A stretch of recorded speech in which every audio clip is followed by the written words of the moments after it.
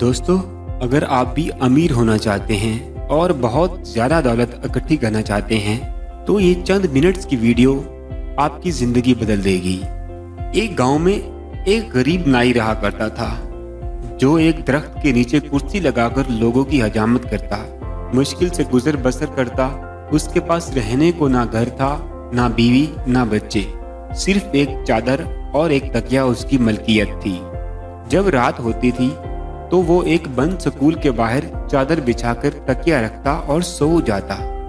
एक दिन सुबह के वक्त गांव में सैलाब आ गया।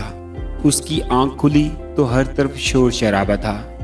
वो उठा और स्कूल के साथ बनी एक टैंकी पर चढ़ गया, चादर बिछाई, दीवार के साथ तकिया लगाया और लेट कर लोगों को देखने लगा। लोग अपना सामान, घर की कीमती अशिया लेकर भाग रहे थे। कोई नकदी लेकर भाग रहा था, कोई जेवर तो कोई बकरियां लेकर भाग रहा था। इसी दौरान एक शख्स भागता आ रहा था। उसने सोने के जेवर, पैसे और कपड़े उठा रखे थे।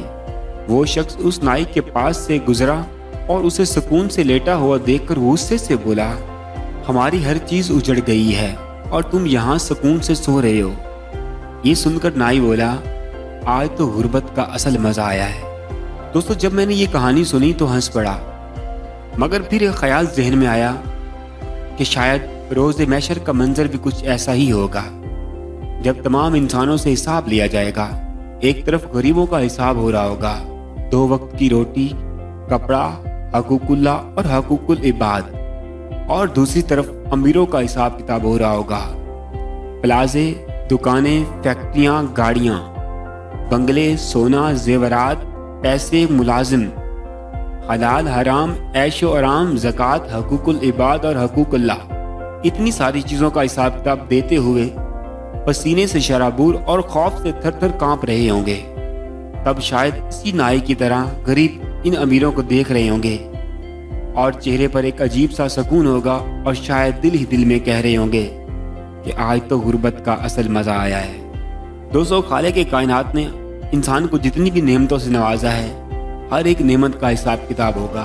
अल्लाह तबारक ताला आपसे पूछेगा कि आपको जो पैसा उसने अदा किया है वो आपने किन कामों में खर्च किया, और जो नेमतें अल्लाह ताला ने आपको अता की हैं आपने उनका क्या किया। अल्लाह ताला से दुआ है कि हमें हर नेमत का शुक्रिया अदा करने और अल्लाह की रज़ा के मुताबिक इस्तेमाल और तकसीम करने की तौफीक अता फरमाए। आमीन।